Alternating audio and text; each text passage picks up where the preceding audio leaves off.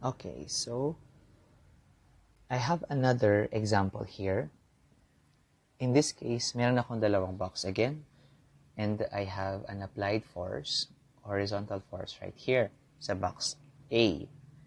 But hindi sila magkatabi in this time. Magkadikit sila or they are connected at both ends by means of a cord which has its own mass. 1 kilogram rather. Nakaduktong doon yung M sub B or the mass B which is 12 kilograms. Now, there are cases or most of the time actually, yung ating mga connecting cords or cables or wires would have negligible mass. Ibig sabihin, hindi mo na i-consider yung kanilang mass in your solution.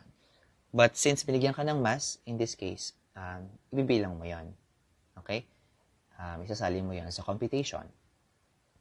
Now, kita naman natin yung, yung FBD in this diagram. So, wag na natin i-drawing yung FBD. Let's proceed with getting the acceleration. So, to get the acceleration, which is rightward, let us consider this as a one mass only. F sub v. So 10 plus 12, that's 22. Plus 1, that's 23. So I have 23 kilogram in total. Did we give... Okay. F sub v is 40 Newton. So sum of the forces along the x not equal to 0, equals to m times A. So, ang force lang natin in the simplified diagram is F sub P. The mass, combined mass is 23 kilogram. Sige, let's write that later. This is 40 newtons, positive since it is rightward. And then 23 kilogram. Acceleration is what we're looking for. So, divide both sides by 20 kilogram. 20 kilogram. I will be getting an acceleration of... I will be getting a 1.74 meter per second squared. Okay. Now, let's consider the FBD on box A. Okay, so sa box A ako magsasolve to take advantage of the F sub V. Maybe you can try if you can also find the tension A and tension B on when solving for... Actually, you have to find that both values pala, T sub A and T sub B. So on box A, you're getting a T sub A. Okay? So some forces along the X, M sub A. So along the X, meron akong F sub B that's positive here, and the negative T sub A. The mass of box A is 10 kilogram times acceleration na 1.74 meter per second squared. Okay, so I think, so T sub A, this is 40 newtons equals 10 1.74 meter per second squared. So if I put the 40 newtons on the other side, it will become negative 40 newtons. So if I solve that in my calculator, that will result to, sorry, I have no more space, negative 22.6 Newton. Pero syempre, pwede natin tanggalin yung negative sign kasi both naman sila ay may negative sign. So my tension, letter A, is 22.6. This is 22.6 Newton. Acceleration is 1.74 meter per second squared. Let me delete this so that I can have more space.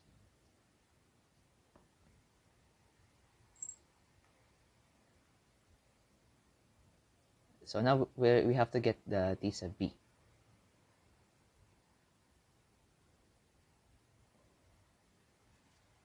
Okay, let's sum forces on the box B.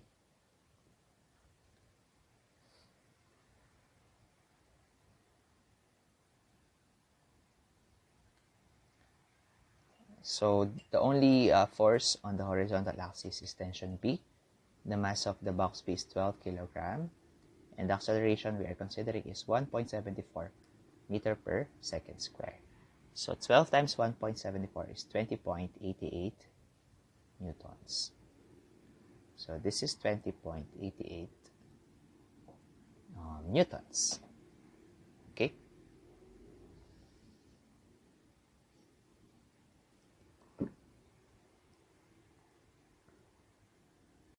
So nagkaiba ang iyong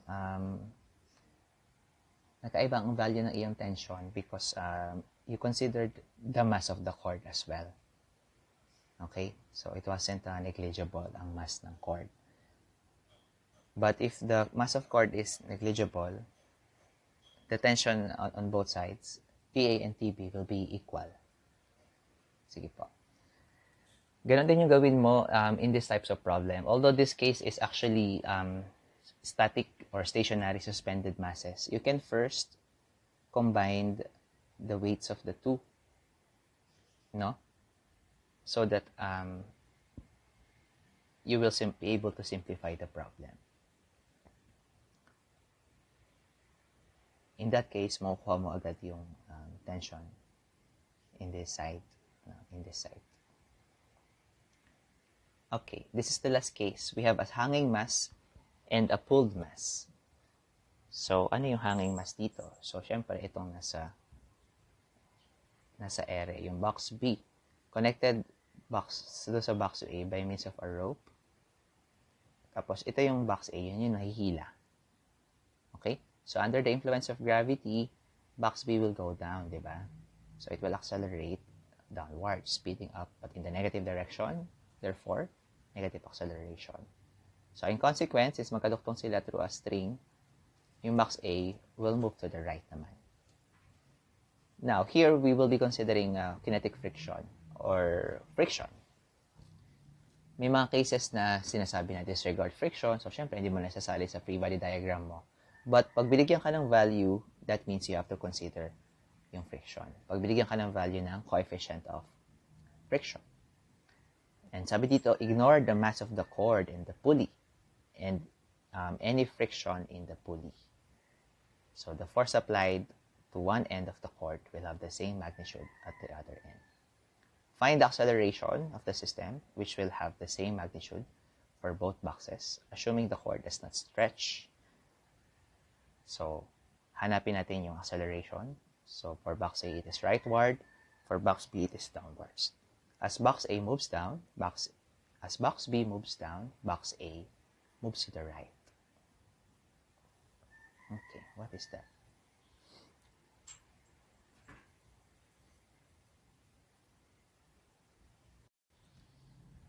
Okay, the first thing to do is to draw a free body diagram.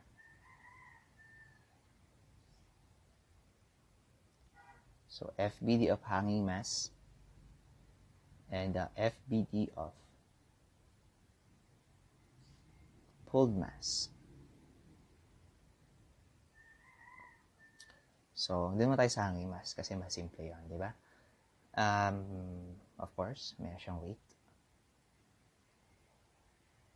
And tension is counteract ng weight.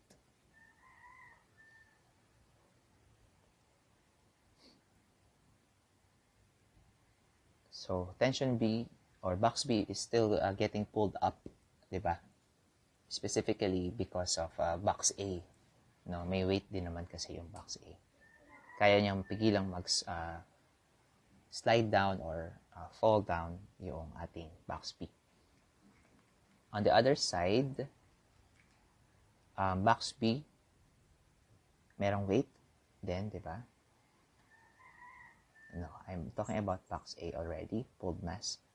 And syempre, from the surface, it's receiving a normal force equal to the weight.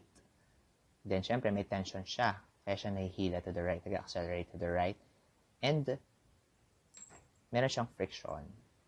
Since it is accelerating rightward, ang friction mo opposite that. Okay. The first thing to do is find the acceleration. Mas nadali yung ating pagsasolve if we already find the acceleration. Now, again, I will be presenting another formula. Please take note of this. I will not be, again, showing the derivation. So, acceleration will be equal to weight of the hanging mass minus friction, the F fric on the pulled mass, divided by the sum of the masses. So, remember, friction, how do you solve? Coefficient of friction multiplied to normal force. But since we know that normal force is usually equal to the weight, that will be mu, coefficient, times the mass, times the acceleration due to gravity. Now, let's show the values. So, weight of the hanging mass is 2 kilogram. 9.8 meter per second squared minus 0.20 mass of the pulled mass, that's 5 kilogram. Ayan, presence of mind again, para tama yung masulat mo mga masses, ano? And then 2 plus 5 kilograms. Now, if I input this in my calculator, I will be getting 1.4 meter per second squared. So, positive, but this is for the acceleration of the box A. Negative dapat ang input mo for box B. Let me erase this again para makuha natin yung yun pala, nakuha natin yung acceleration, but let's also solve for the tension. Okay. On hanging mass, I have to specify. Solve forces along the Y. So, yan, Y ulit. Kasi nandun yung tension, of course, dun ka mag-solve. Tension is upwards minus the weight, which is downwards. Mass of the hanging mass, and then acceleration, which is negative. Tension minus the weight of the hanging mass, that's 2 kilogram times 9.8 meter per second squared. The mass again is 2 kilogram times the negative 1.42 meter per second squared. Okay, I'm always running out of space. So, this one, this is 19.6 negative, equals to negative 2.8 newtons. So, if I transpose the negative 19.6 to the other side, magiging positive na siya. So, negative plus positive, I will subtract. The answer will be 16.8 newtons. Positive. Positive, no? Kasi upwards siya dito, tapos rightward siya dito. So, you are really expecting for a positive tension. Okay. That will be all for this series or module. You can now solve the problem set letter B. Good luck.